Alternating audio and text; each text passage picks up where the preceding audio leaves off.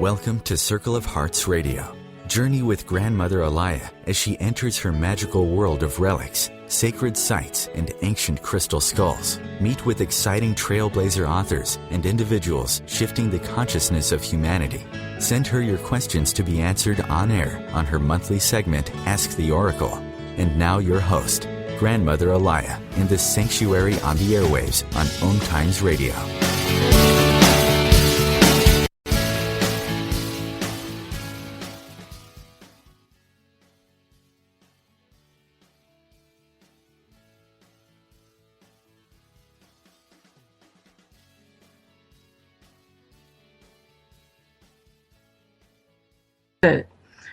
And reflect and to listen to a wonderful wisdom keeper I'm going to bring on.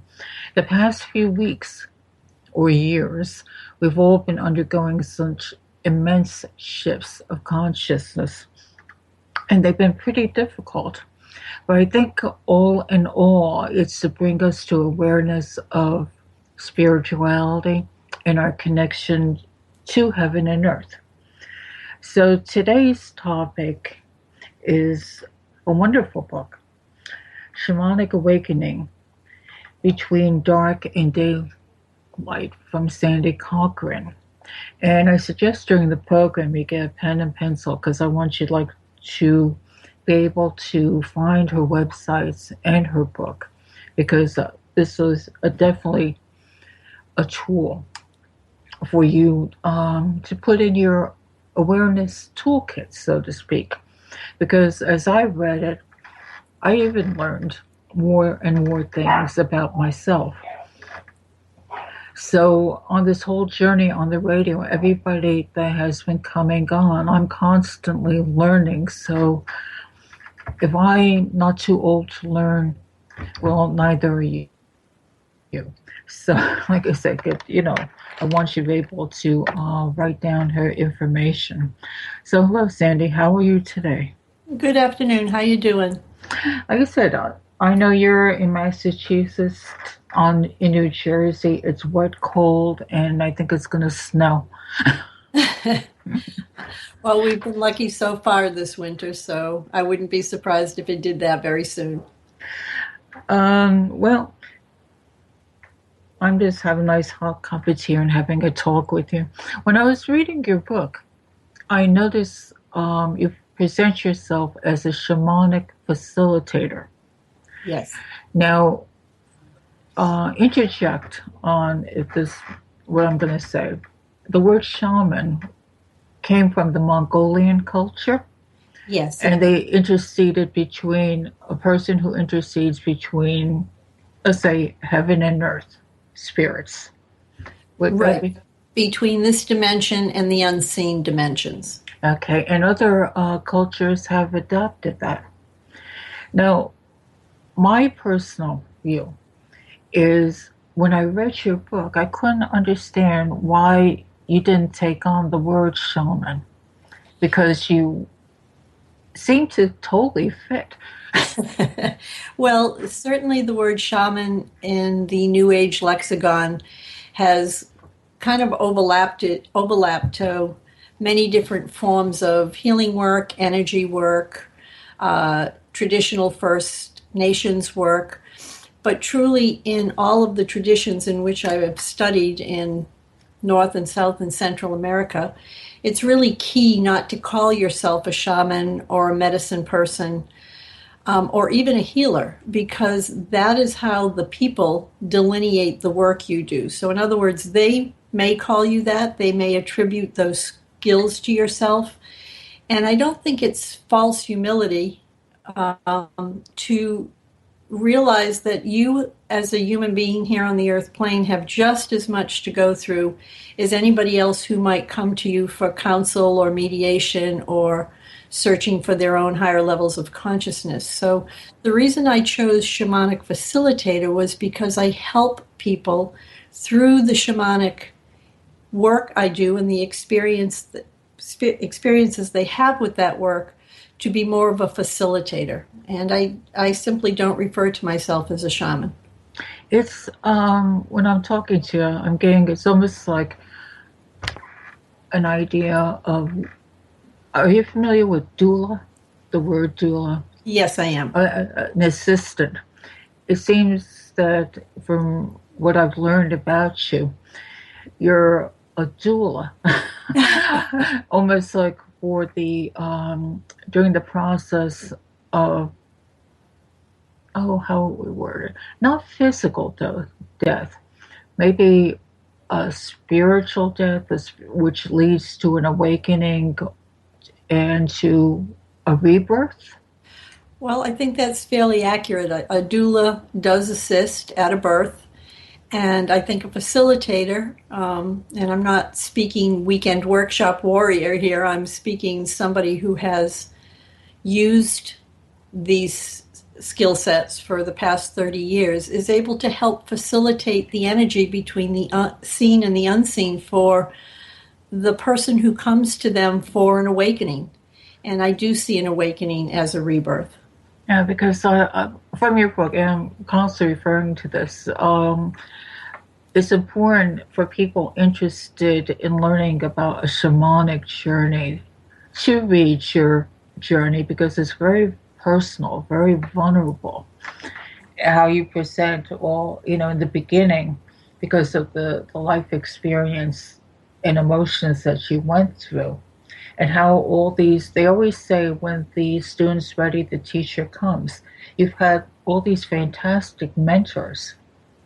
Yes, I was very lucky through very painful circumstances, and I did hesitate for many years to write the book because revisiting some of those life lessons and hurtful experiences was very difficult to put into writing, and it really did expose me as a person at the time, and still I was a therapist, and usually the therapist is in the role of sitting in the chair listening, not in the role of exposing their pain. But I felt it was important for other people, whether their pain came through the loss of a child, like mine did, or through any other circumstances that bring us all to tears, and we all cry the same tears, to kind of have a guidebook of how I was able to navigate those times and find a brighter day, for lack of a better word. I did have amazing mentors. Most of them have now passed.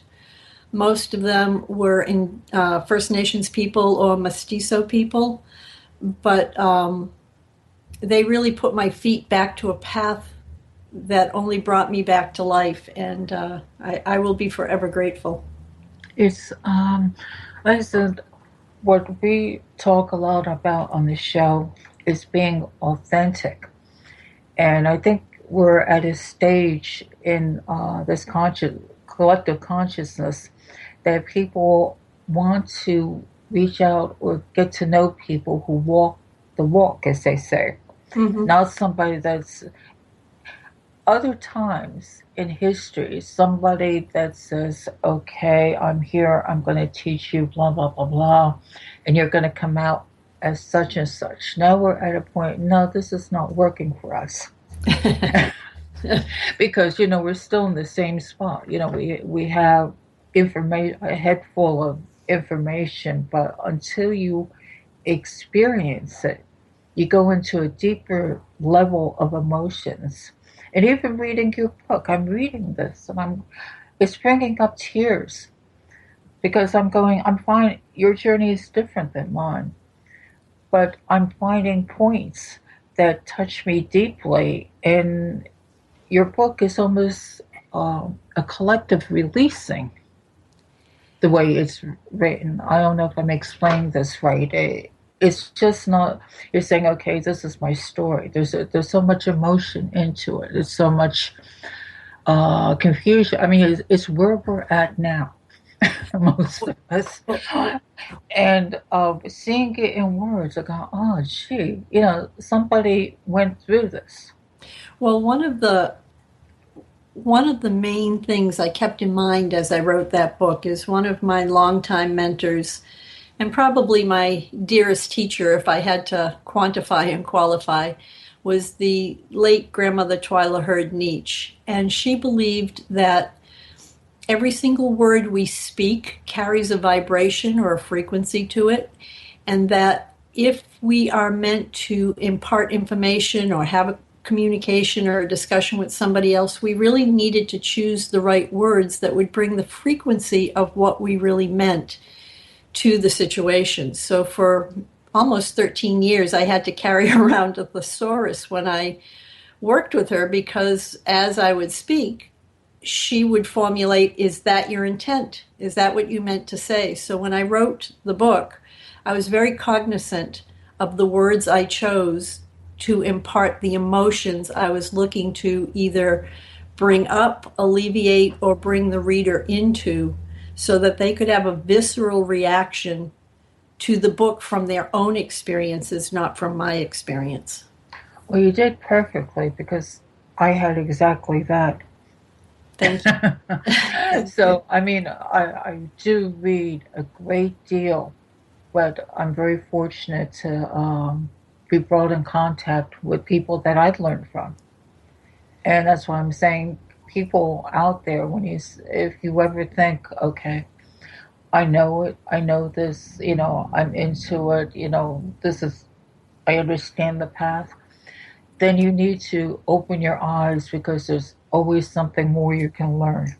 Absolutely. And it never stops until we transfigure into another form of reality or energy or consciousness at the end of this particular sojourn or earth walk. Yeah, so I think, I'm going to be constantly on the learning curve here.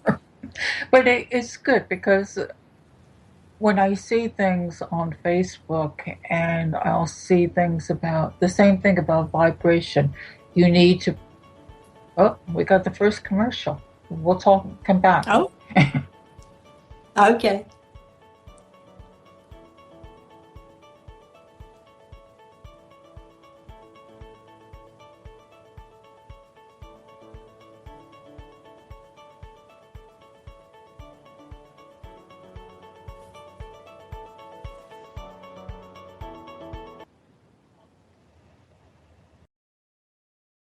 Connecting you with the best of the conscious minds in the world. OMTImes Radio. IOM FM. The number one reason girls drop out of school in sub-Saharan Africa is lack of access to feminine hygiene products. The Pads for Schoolgirls Project, an outreach of Humanity Healing International, is changing this paradigm by setting up sewing programs at schools, teaching girls a vocational skill, while producing the reusable pads that help keep them attending classes. The girls pay it forward by making and giving pad kits to other girls in need. To learn more, visit humanityhealing.org. Humanity Healing is where your heart is. Join Elliot Jolish, the business therapist, each Tuesday at 5 p.m. Eastern for the Elliot Jolish Hour, as he interviews business experts on your behalf. And you're invited to email your business questions to questions@ecjgroup.com for answers, live, on air every Tuesday at 5 p.m. Eastern on the Elliot Jolish Hour. Hi, this is Angela Levesque, host of Entanglement Radio. Join me Wednesdays at 12 p.m. Eastern for inspiring conversations with visionaries in spiritual science and conscious healing. Entanglement Radio, Wednesdays at 12 p.m. Eastern. Transcendent talk for the conscious mind. Host your show on IOM FM, the radio network of OMTImes Media, one of the more recognized brand names in the conscious community, and is backed by the extensive marketing reach of OMTImes. Hosting a show on IOM FM immediately connects you with our extensive dedicated community. Feed your soul with waves of consciousness on OMTImes Radio.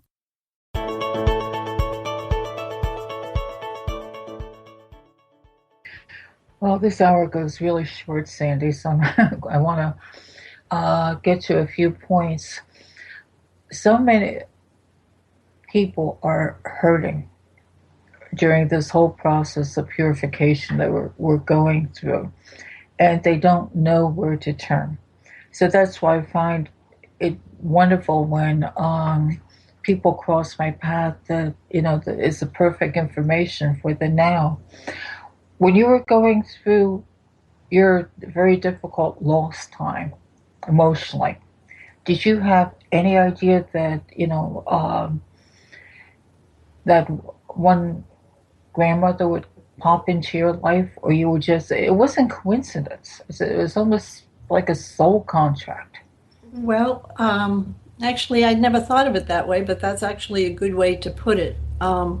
When my daughter passed away, as you can imagine, any parent that outlives their child, I was devastated, and I just didn't want to be here anymore. And it was not a sense of suicide or anything of that nature. It's just there was no color, there was no energy around me. I didn't know what to do with myself. I was a special needs teacher at the time and decided to take some time off. And one night when I was driving around, as I was wont to do, to kind of shutter myself against the world, even those who cared for me and wanted to reach out, I happened upon, through a series of circumstances, a place where I went in to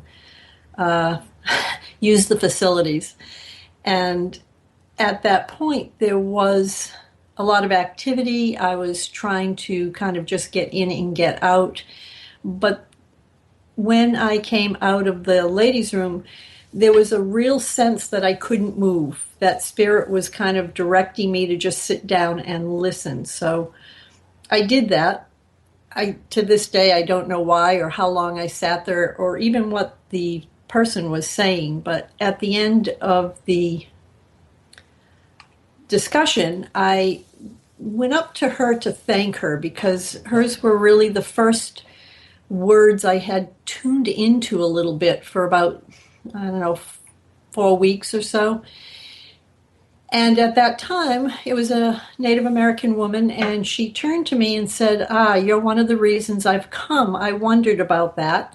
You will start to be instructed by me starting tomorrow, and essentially you've promised to put your feet to this path, and it's time we get you started. Well, I had every argument in the book, as you can imagine. I'm white, I'm blonde, I'm from the suburbs, I don't have the money to do that. And she cut me right off and walked away. I don't know why I went the next morning. I really don't know why. I think it was soul driven. Mm-hmm. And when I came out of the bathroom from crying again and deciding I was going home, that there was no way I could deal with any kind of lessons or teachings, and who was this person? I had no idea. She was standing there in the ladies' room with her back to the door and said to me, I lost my first daughter too. Now get out there and let's start. And I was shocked because I didn't tell her that my daughter had died. I didn't know how she knew that. Years later, as I learned the different waves of energy and consciousness that people are able to open themselves up to, I was able to understand that. But in that particular moment, it was like a shock to my system. And I think that's what kept me going. It was like one shock was taken away and another shock was put into my system, but the shock was more one for living. And in that second, I chose that. So that was the soul's choice. I believe so. I think, our soul and our spirit has so much more of a guidance system than we give it credit for. We think our brains are what direct us, and yet that is not true. It's generally the emotional body or the mental body. The mental body is always pulling us forward to project out, to open up, to do something else, to correct something. And the emotional body is always kind of sitting in the pain of the wound. And, the wound is generally something that we didn't anticipate happening to us. But when we stop denying it or ignoring it or even projecting it onto somebody else, it can become a huge platform that we can learn from. And to learn what our soul and our spirit wants, we actually have to embody these physical bodies in the best way possible, because that's the direct connection and line we have between this terrestrial experience and our celestial understanding. So it's almost like, in listening to, you have something within your own soul contract which brings you to a point of, all right, are we going to stay with the world that we know, I mean, it doesn't have to be death. I mean, it could be any kind of life-changing event. Exactly. Um, and we need to make a decision, you know, for why you incarnated here. So are we going to stay and let you, you know, flounder in that world, or are you going to take that step forward? You know, Well, we'll present for some people. It's a person that comes to them. Sometimes it's an article. Sometimes it's a book. and I think the biggest thing is to realize that every day we have a choice to move forward or to stay stuck. And I know for many people that might sound that I'm not aware of the pain they might be going through, but essentially the lessons we've all come here to learn are lessons we have chosen, whether we want to hear that or not. And I think the biggest part we have in that is learning how to forgive ourselves for the lessons we've chosen, and Mm. ultimately forgiving the other person or the event for being the lesson that motivated us for change. And I know for myself it was very difficult because my husband at the time went one way with the pain and I went a very different way. And what I had to realize in the end is everybody has their free will choice. That's one of the laws of the universe here at Third Dimensional Reality, is you have a free will choice of how you're going to deal with the lessons that you have brought into your sphere of influence. So it's again. So it's when you're ready. The that old saying, the teacher appears in some form. It could be an animal totem. It could be something that catches your eye, that you're willing to say, okay, let me explore something. Let me look at something. Sometimes we have to be knocked over the head. Yeah, and not every lesson has to be a painful lesson. Like you just pointed out, there can be wondrous moments where we have a real understanding of an energetic connection with a tree or a crystal or another person or an event or a teacher we have sought out, a workshop facilitator we are lucky enough to be sitting with. But I think 9 times out of 10, what we're shifting into consciousness to realize is that those choices we make are our own. We don't get, all of a sudden a gold book or a big crystal or a eagle feather that says, now you are this. You have to come along the path of learning how to modulate that energy to know how to work it, not manipulate it, but work it to the lesson you're there to learn. And that's why I like the title of your book, Shamanic Journey to Awakening, because most people associate shamanic between getting in touch with Mother Earth. So like you said, maybe sometimes it's a crystal that inspires you, or it could be a tree, it could be just waking up and seeing the beauty of the water, or anything. So I think this is a level of vibration that right now the collective consciousness on the whole can adhere to. They go, this is something I can do. And as far out there as it can take you, unless you're able to reground it, it's not going to be worth very much to you, because I think we've all seen kind of people who have taken it woo-woo-wooey and don't come across as very grounded or can't explain it. There are other people who are so concretized and so fixed that even when they have this incredible experience or journey or vision quest, they don't activate it.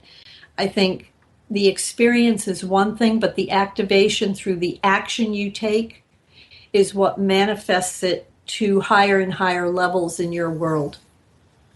And that you brought an important part of grounding the experience, making it your own. Right. Because I know in my beginning, years back when I started, I was on that learning. Oh, let me read, let me whatever, as much as I could. But until I finally either got hands-on or made it my own. I mean, I looked at this crystal skull, and we had a one-to-one talk there. And then I go, oh, so this is what it is.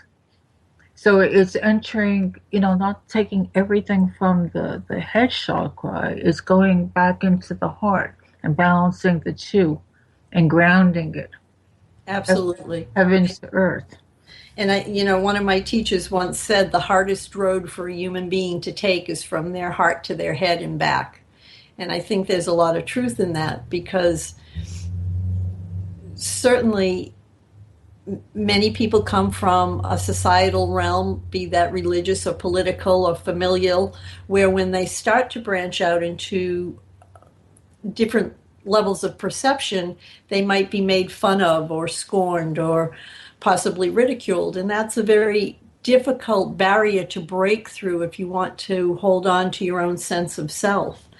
On the other hand, there are people who don't want to be shaken from their fixed reality, who find it too difficult to break free of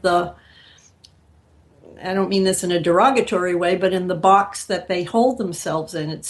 So they'd rather give their power to the shaman or the priest or the doctor or the lawyer, instead of assuming the accountability it takes to be able to perceive and navigate a conscious world where you are accepting the challenges that come to you and the mistakes you might make along the way. And I have certainly made many mistakes.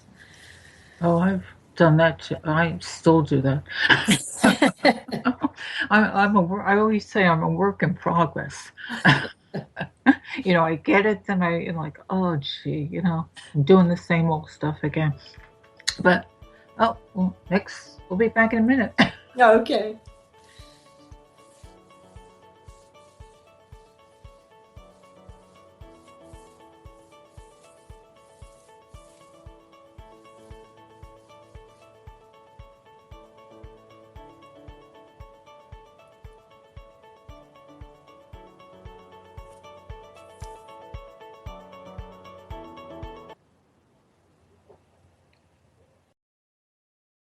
Bringing a more conscious lifestyle to your world. OMTImes Radio. IOM FM.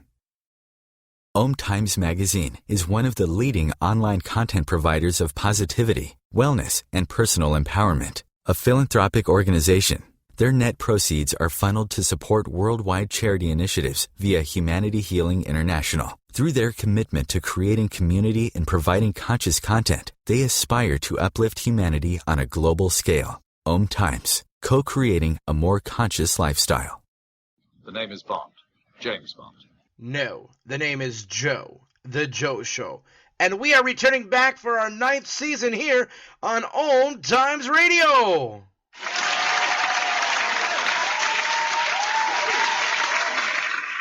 So tune in every Wednesday night, 9 p.m. Eastern, 6 p.m. Pacific, on OMTImes.com/mobile. You can take us wherever you go.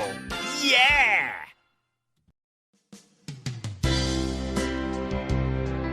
This is Terry Van Horn, and I want to invite you to join me for my weekly radio show, Healing Light, on OMTImes Radio, every Wednesday at 6 p.m. Eastern Standard Time. On Healing Light, we want to bring love, light, and blessings into your world. You can find out more about us at www.healinglightonline.com. Blessings. Being a radio host on IOM FM allows you to build your show on a rich platform with the power of the internet to fulfill your outreach goals and connect with a very specialized and global online audience, unlimited by time and distance. OMTImes Radio will provide you with web relevance, a recognizable conscious brand, and with the standard of excellence that has accompanied every single OMTImes endeavor. Host your show with OMTImes Radio Network. Free your mind. Expand your soul. OMTImes Radio. IOM FM.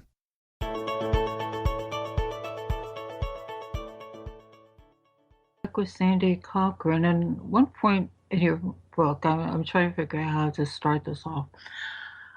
On social media, people are are always looking for an appropriate label or subject to fit themselves under. And in the last segment, you discussed how it's important to experience the journey and to be yourself. But you have to find yourself. And just because you read something out there and says, oh, well, gee, that sounds good. I'm from the Pallades. You need to maybe look a bit deeper. And this I wanted to bring into the experience of how you found your own star origins. Oh, so what's your question? Yeah, what's the question? I know, in 15 minutes, yeah. Let's condense it here. No, I think you started off with, out of the blue, you had this sense of anxiety. Something's brewing that Yes. you weren't able to pick up on. So you started looking, and different things started coming back to you. But this also, your searching was kicked off by that sense of anxiety, wonderment. Well, I need to take another step forward, or well, I think for me, so many of the experiences that I've encountered, I don't want to use that they've been death because that sounds morbid, but I have had a lot of loss in my life, and they have always triggered new experiences. And I know what experience you're referencing, and I'll get there in a minute. But one of the deaths I had to go through is the death of reality as I knew it. And I had two wonderful mentors that helped me through that process through an organization called PEER. At the time, it was set up by Dr. John Mack and his clinical assistant, Roberta Colasante. And they worked with people who had had very anomalous experiences and had no reference to explain the ontological things that were happening within them and to them. And to that degree, I began to have panic attacks. I never knew what brought them on, but there was always a high level of anxiety, and it, for some reason for me, always drew me back to nighttime and the stars. And what developed one night was actual beings being in my room, waking me up and telling me that the planet Earth and all the planets in our current solar system were ascending to a new level of consciousness, and that there were many of us on Earth that had experienced or come from other star systems and were embodying physical Earth bodies, and that was because every being in existence was energy. Energy could always conform and transform. And we were all multi and extra dimensional levels of consciousness. And in the process of being horrified and scared and thinking I was going crazy, and watching my daughter literally float down the hall, my second daughter at that point, I really did not know what to do with it, but I was very aware that the panic attacks were triggered by this circumstance happening, and that I was probably aware on some level it was going to come into my consciousness at some point, and that's what had triggered the preceding panic attacks. Doctors couldn't explain it. Medication didn't help it. I certainly was not crazy, and anybody I worked with said that, but they had no reference point until I met Dr. Mack, who was also working with a number of other people that were having similar circumstances. And what really cinched it for me was back in 1998, I believe, Dr. Mack organized at the time a conference called the Star Wisdom Conference.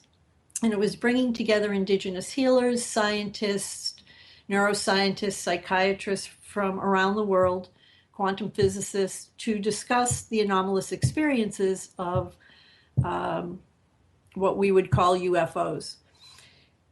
And at one of the breakout rooms, I was listening to a panel group of experiences talk about their situation, and there was one man in particular who kept drawing my eye, and he was making me very nervous. And what happened in the room was I had an experience of being on the ships with this particular person when we were children. I knew his name. I knew everything that was happening to us. I knew where he was from. And I kind of left the room in shock and flurry. And what I didn't realize is Dr. Mack and Roberta had somebody follow me, but they couldn't find me. I had kind of escaped out to the porch where I bumped into Dr. Edgar Mitchell. And Edgar never said anything to me other than, I think you need a cigarette, and it gets kind of curious sometimes. That's pretty good. And at that point, I started, I sought out Roberta. I started to work with them because this gentleman, who has since given me permission to at least use his first name, I used to call him Billy. His real name is Will. He and I were telling Dr. Mack and Roberta at different points in our own sessions the exact same story, drawing the exact same pictures. And so they had to take it to the committee at Harvard because that's where they were getting their funding to see if they could bring us together.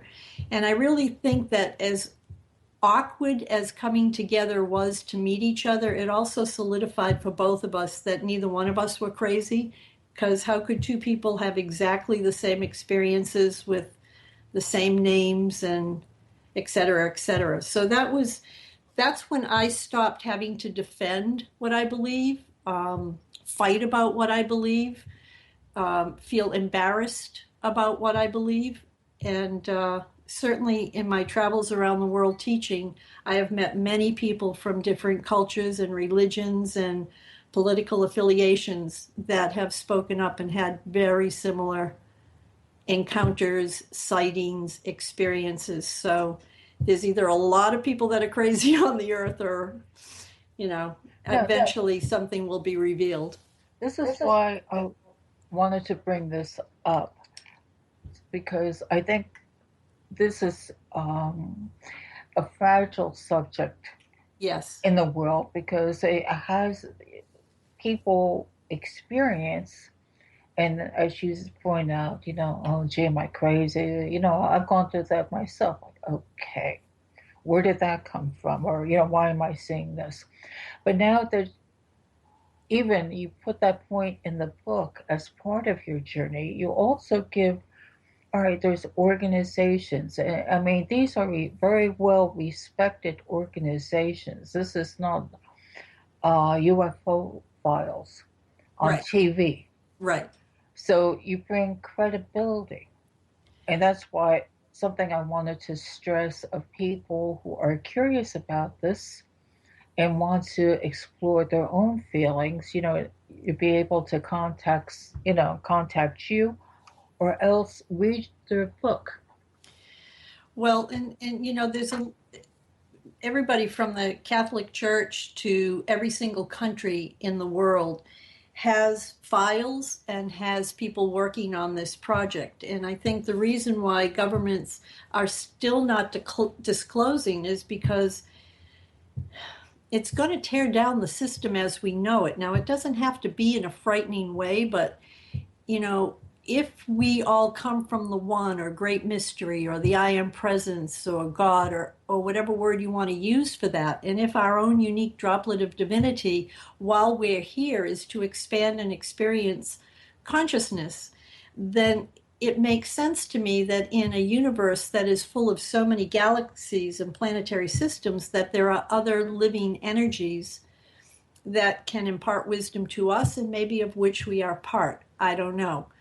But my own experience tells me that if this many organizations are trying to hold back, political, governmental, religious, corporate, if they're trying to hold that back, at some point there's going to be a tipping point. And what I would like to not see is that there's some kind of false situation created to make people afraid so that they can be geared in a certain direction, because I think if we can join the Legions of Light or the Galactic Federation without sounding like Star Wars and Star Trek. I think that we have the potential to rise to such a higher experience of what we're meant to be as individuals within the expression of the one. And I think that is a gift. I don't think that's anything to be afraid of. Yeah, I totally agree with you. When I say certain programs, some the some are I find hard to get aligned with, but a lot of these programs that are on the media about the ancient civilizations or about it, or even like Star Wars, the awakening of the Force. Right. These are all these little seeds being put into our consciousness to gently open our minds. So, all of a sudden it's like, not, oh my God, the fear comes in. I think we're being gradually desensitized. I would agree with that. I really would. So, this is good. And that's why I really wanted to bring out, this before this segment's over. There's so much to talk about. I wanted to bring out that because with all your background and all your experiences, you're giving people a sense of credibility.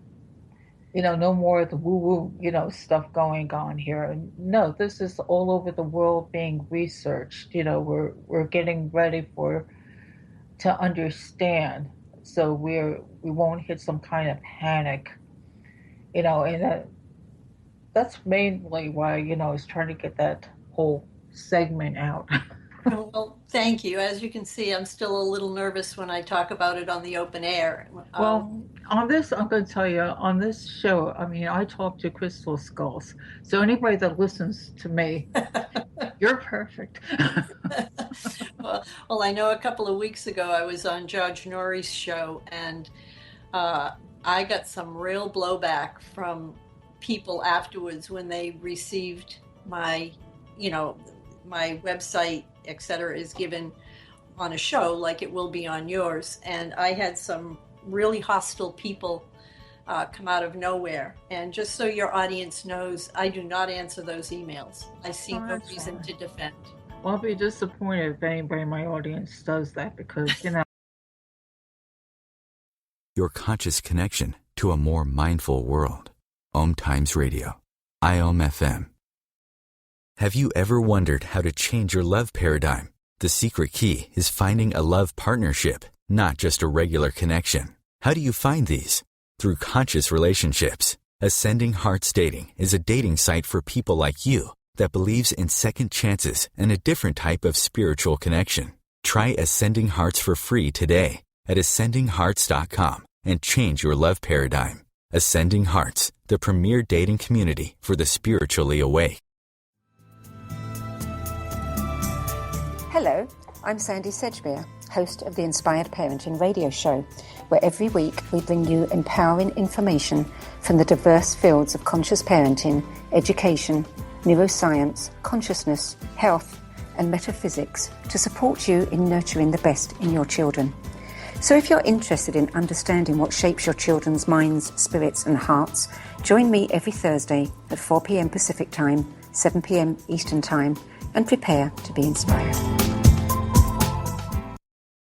Matt Connerton here. Join Jen Coffey and I twice a week for Matt Connerton Unleashed, a political talk show that's a little different than what you're used to. No liberal or conservative agenda here, just an honest dialogue about truth and how things really work in the world of politics. Matt Connerton Unleashed, every Tuesday and Thursday night at 11 p.m. Eastern on OMTImes Radio. Host your show on IOM FM, the radio network of OMTImes Media, one of the more recognized brand names in the conscious community, and is backed by the extensive marketing reach of OMTImes. Hosting a show on IOM FM immediately connects you with our extensive dedicated community. The best of the holistic, spiritual, and conscious world. OMTImes Radio.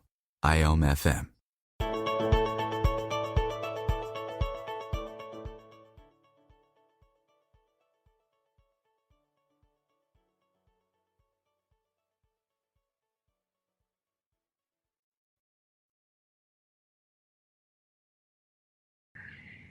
and to be honest, to be authentic. People do not realize how hard it is, because you're opening yourself to the world, but it is to show others that, all right, maybe they have experiences that they don't understand, and you're that lighthouse. You're showing, putting some light on the path there that people can follow if they want to. Now, tell us a little bit more about your website, and how did you get the name Star Walker? I know I bring up these things. I was doing ceremony, a specific woman's ceremony that is given. And in the ceremony, that name came forward. So I have used that name with different things that, I had a small store once, so I called it Starwalker. My website is starwalkervisions.com. I think the reason I chose that is because I want people, if they take nothing more from even this radio show, is to understand that, energy is always shifting. We have a choice as to what to do with that energy, and then we have to be accountable for the choice we made, good, bad, or indifferent. But if we could all realize we're celestial beings having a terrestrial experience, we might be more open to shifting our fears into higher levels of consciousness and awareness. So I use that not as a moniker when I'm out working or anything. I go by my regular name, but I use it to remind myself that I've had these experiences, and I can continue to grow and have these experiences and take what I see as truth today and rearrange that with new information I might be given tomorrow, so that I'm always growing and trying to reach a better state of who I am as this human being. So anyway, my website is starwalkervisions.com. You can find that very easily. If you Google it, it tells the different workshops and sacred journeys that I offer year to year. I try and offer 2 sacred journeys a year to places like Egypt and Peru, etc. The Federation of Damanhur in Italy. And yeah. Well, I was going to say, I like the name because again, everybody has their choices and things, but once you start seeing things in more open perception, break the boundaries of patterns that you have, and take that one step and say, I've always thought, looking to the stars, the vast unknown. And we're coming to the consciousness of, we realize that there's more than what we see in front of our nose. So it has a very dreamy sound. That's why I think it's kind of perfect, for the work you do. And you have a CD out. Can you tell us a little bit about the Sold Out CD, SOUL? Yeah, it's called Sold Out, play on words, SOULED. It's a series of meditations to kind of reform and renew. The first set of meditations, and they're to be done one at a time and not follow it up with another one for at least a week, because they are really created so that you continue to get something out of them as you think about what came up for you during the week. But the first one is called From the Outside In, The Soul's Envisioning, and that takes a couple of different things under it into meditative form. Mostly all the meditations have scientific, epigenetic, shamanic explanations before them. And the second half is called From the Inside Out, and that's mainly working with the Andean cosmovision, which, if I was to put it into layman's terms, would be more like Carl Jung's work around the subconscious, the conscious, and the higher consciousness, but from the perspective of the Andean mystical tradition, the indigenous tradition from which I learned in South America. So again, each meditation is to open up something new within the self, and I've gotten a lot of good feedback on it so far. So if any of your listeners are interested, there's different ways to purchase it. The MP3 is on Amazon, and I hold the hard copy CD for those who want that. That's why, like I said, that's why I was so glad she came on, because I think what you're offering people are tools to work with, tools of journeying, and it's not you telling them what to do. You give them the guides, the outlines. Okay, now you do the work. Right. I'm here to help you, and that's where the facilitators. And Sandy has quite a background. You know, she's just not indigenous. I mean, she has quite a background. And I know I'm not going to embarrass her, but go to her site, you know, and really check out her biography and her book, because it is, if people are wanting to start someplace, this book is a good place to start. And I seriously mean that, because it's she's very authentic and she walks the walk. She's gone through the highs and the lows. So it's not something that she's read in a book and said, okay, well, let me adjust it to my own journey. No, she went through the pitfalls. So being authentic is really, really important. And authentic people that I meet, I definitely like to bring out, because I trust them to share the knowledge with you. So what are you going to be up to? Or is just work keeping you busy? Or my private practice keeps me pretty busy, but I teach regular workshops throughout the year on opening your perception through shamanic teachings. I do a lot of work with the dream time. I will be teaching in London in June, and then bringing a group to the Federation of Damanhur in Italy in late September. And the following spring, I'll be taking another group back to Egypt, which is probably the trip of a lifetime. I'll be co-teaching that with another woman from the West Coast. So there are many opportunities to be in touch if that's something. I do Thoth Tarot readings, and a lot of people, I work with people from around the world who want a tarot reading. It's a very specific form of reading that I do.